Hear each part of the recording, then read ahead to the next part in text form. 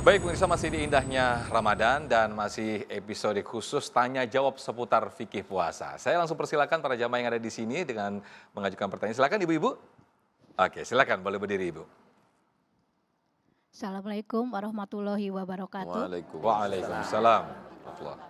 Yang terhormat Bapak Uwas dan Bapak Kiai, saya Bu Sri dari Sunter Jaya. Saya akan mohon izin satu pertanyaan dari saya. Saya pernah mengalami Pak, jujur ya Pak. Biasanya kalau mau Lebaran kurang seminggu kan ke Tanah Abang. Nah terus saya belanja sengaja nggak berpuasa, itu hukumnya bagaimana? Tapi banyak bukan saya aja. Sengaja nggak puasa. Iya. Baik.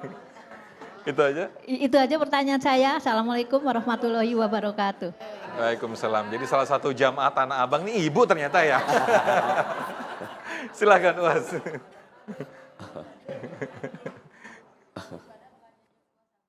Silakan Ustaz Somad. Kalau meninggalkan syariat, apakah itu puasa, apakah itu sholat, apakah itu zakat, apakah itu haji, umroh, meninggalkan syariat itu motivasinya dua. Yang pertama, kalau meninggalkan syariat karena ingkar. Kamu kenapa nggak puasa? Puasa itu cuman buang-buang waktu aja. Puasa itu nggak ada manfaatnya, berarti dia kafir. Itu pernah dilakukan oleh Presiden Tunisia. Siaran langsung, namanya Habib Bourguiba. Dia mengajak masyarakatnya, mari minum bersama-sama.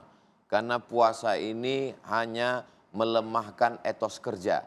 Karena kata dia dengan berpuasa, maka karyawan-karyawan pabrik untuk pembuatan minyak zaitun menurun. Dan akhirnya, na'udzubillah, terjadi kudeta, tergulingkan, dihinakan di dunia dan dihinakan di akhirat. Maka orang yang meninggalkan puasa, maka dia berarti kalau dia ingkar dengan ayat itu, na'udzubillah, bisa murtad, bisa kafir. Tapi kalau meninggalkan itu dia tidak ingkar, hanya sekedar tidak mau, maka dia fasik. Fasik itu, asal kata fasik, kurma yang kulitnya mengelupas. Beda dengan kacang. Kalau kacang, maka muncul istilah kacang lupa dengan Kulit. bungkusnya. Karena sekarang nggak pakai kulit. Kalau kurma dia nggak lepas dari kulit. Makanya kita makan kurma dengan kulitnya. Karena dia nempel. Maka begitulah orang fasik. Dia seakan-akan lepas tapi tidak lepas. Maka yudillu bihi katsiran wa yahdi bihi katsiran wa ma yudillu bihi illal fasiqin. Orang yang meninggalkan syariat karena malas. Kamu kenapa nggak sholat? Saya malas. Sengaja, maka dia fasik. Orang fasik itu tidak diberi hidayah, dijauhkan Allah Subhanahu wa taala. Sedangkan kita tiap hari minta ihdinas siratal mustaqim. Yudillu bihi katsiran. Banyak orang yang disesatkan Allah. Wa yahdi bihi katsiran. Banyak yang diberi hidayah oleh Allah. Siapa yang disesatkan Allah? Wa ma yudillu bihi illal fasiqin.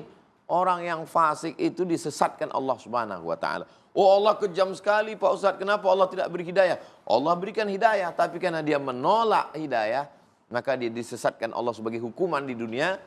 Maka jangan sekali-sekali meninggalkan syariat ini menjadi fasik. Tapi masa lalu apa boleh buat? Mudah-mudahan Allah menerima taubat nasuha. Amin. Yang tertinggal lalu itu diqadha, lalu kemudian bertaubat minta ampun kepada Allah Subhanahu wa taala. Tadi sudah dibacakan Kiai, at-taibu minadz-dzambi kama la dzambalah. Orang yang bertaubat dengan taubat nasuha seperti tak berdosa. Bahkan mereka yang memperbaiki masa lalunya itu, illa man taba, orang yang bertaubat, wa amana, beriman dengan baik, wa amila amalan salihah, beramal soleh. Kalau dia lakukan yang tiga ini, maka Allah bukan sekedar mengampuni dosanya, yubaddilullahu sayyiatihim hasanat. Semua yang jelek-jelek dulu diganti Allah dengan yang baik-baik, insyaallah. Mudah-mudahan Allah hapuskan, ampunkan, berikan kebaikan untuk kita semua, insyaallah. Demikian Ustaz Sofi. Terima kasih Ustaz Abdul Somad. Jadi di kodoknya itu belanjanya aja di kodok ya, jangan puasanya. Setelah lebaran baru belanja. Oke, saya berikut ke jamaah bapak-bapak, silakan. Siapa yang mau bertanya? Baik, silakan. Assalamualaikum warahmatullahi wabarakatuh. Waalaikumsalam warahmatullahi wabarakatuh. Saya Riza dari Baitul Burhan Karawang. Mohon izin Pak Ustadz, ingin bertanya bagaimana cara mengkodok puasa orang yang dulunya ya dia itu ahlul maksiat gitu ya, selalu meninggalkan perintah-perintah Allah dan kemudian qadarullah dia mendapatkan hidayah dari Allah, sedangkan dia lupa dengan mungkin jumlah puasa yang dulu sempat dia tinggalkan. Itu bagaimana cara mengkodoknya? Baik, terima kasih. Baik, terima kasih. Kiai Haris Hakam, silakan. Baik, terima kasih izin Tuan Guru. Bapak-bapak, para pemirsa dimanapun Anda berada, ini pertanyaan ini sangat bagus ya. Dalam artian bisa jadi ini representasi sebagian orang yang hadir pada acara kita pagi ini. Orang yang sadar bahwa dia punya hutang, maka dia ayatnya sudah dibacakan oleh guru kita itu tadi ya. Fa'iddatum min ayyamin ukhar. Maka dia hitung berapa yang dia lakukan, yang dia tinggalkan, dibayar pada waktu yang lalu. Nah, apakah yang wajib dikodok puasanya? Wajib kodok puasanya semua. Wajib dikodok puasanya semua. Tapi jumlahnya dia tidak tahu. Ya. Bagaimana kalau seandainya dia tidak mengetahui, maka dia jadikan saja itu sarana untuk berbuat baik. Ya, innal hasanat yuzhibnas sayyi'at. Perbuatan baik itu akan menggiring, menghilangkan, mengalahkan perbuatan-perbuatan yang jahat.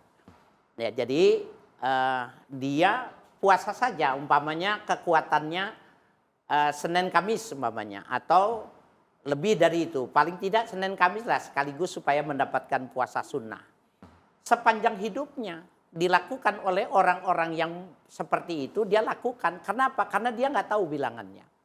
Satu puasa kewajiban yang ditinggalkan dengan secara sengaja, maksiat itu kan maknanya dia kelalaian sengaja itu, 40 tahun dia tidak bisa membayarnya. Lah kalau dikalikan sekian, maka berapa jumlahnya, berapa umur yang mesti tersedia.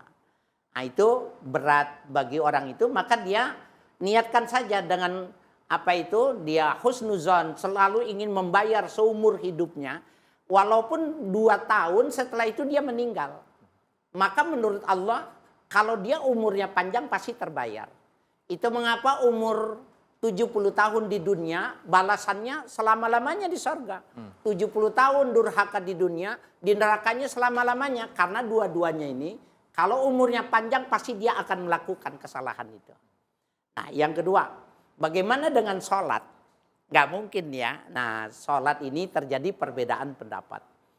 Kalau kita lihat orang-orang yang dari kalangan para muhaddisin, beliau lebih cenderung untuk mengatakan bertaubat, meninggalkan sholat itu dengan bertaubat. Ya, saya punya guru Allah yarham Syekh Muhammad Muhajirin Amsar, ya Bekasi itu, penulis kitab Misbahuz Zulam. Beliau tulen ya. Orang yang menguasai hadis, ya murid dari Syekh Muhammad Yasin bin Muhammad Isa Al-Fadani Al-Makki, beliau mengatakan bertaubat. Kenapa? Mengkodok sholat itu mengkias dengan mengkodok puasa. Karena sama-sama rukun Islam, maka itu dikias. Tetapi apakah kias itu berlaku secara general? Apakah fatwa seseorang itu berlaku seperti halnya hukum syariat nas, Al-Quran dan Al-Hadis? Orang mengatakan, ya para ulama mengatakan tidak wajib, tidak harus. Sehingga Bapak saya sekalian, kalau mengikuti paham dari ya mazhab kita Syafi'i, maka kita qiyas adalah salah satu sumber hukum Islam. Al-Quran, hadis, ijma, dan qiyas itu adalah sumber hukum Islam. Jadi boleh kita itu mengkodok sholat itu mengkias dengan mengkodok Ramadan. Bagaimana caranya? Sebisanya kita sebelum sholat wajib kita mengkodok, kemudian baru sholat wajib. Begitu dan seterusnya. Wallahu a'lam. Baik, terima kasih Kiai Haji Haris Hakam, Ustadz Abdul Somad, terima kasih atas waktunya. Tak terasa kita sudah di penghujung acara indahnya Ramadan. Masya Allah, mudah-mudahan apa yang disampaikan oleh guru-guru kita tadi menambah khasanah keislaman kita dan semakin menambah semangat kita untuk mengerjakan puasa sepanjang bulan Ramadan ini. Akhir kata, saya Muhammad Sofyan, Kiai Haji Haris Hakam dan juga Ustadz Abdul Somad pamit undur diri. Terima kasih. Wassalamualaikum warahmatullahi wabarakatuh. Waalaikumsalam. Ustadz Abdul Somad, fadhal. Doa. Wabarakatuh. Allahumma allimna ma yanfa'una, ya Allah ajarkan pada kami ilmu yang bermanfaat, wanfa'na bima 'allamtana, semua yang sudah Engkau ajarkan bagi kami buat dia berguna untuk kami. Allahumma inna na'udzubika min ilmin la yanfa', jauhkan kami dari ilmu yang tidak bermanfaat. Wa min qalbin la yakhsha', jauhkan kami dari hati yang tidak takut. Wa min nafsin la tashba', jauhkan kami dari nafsu yang tak pernah kenyang. Wa min du'ain la yusma', jauhkan kami dari doa yang tidak dikabulkan. Allahumma faqihna fid din, dalamkan ilmu agama kami. Warzuqna fahmal mursalin, berikan kami pemahaman seperti yang Kau berikan kepada para nabi dan wali-walimu ya Allah. Allahumma ftah lana futuhal arifin, bukakan pintu hati kami. Wa sallallahu ala sayyidina Muhammad wa ala alihi wa sahbihi wa sallam, walhamdulillahi rabbil alamin.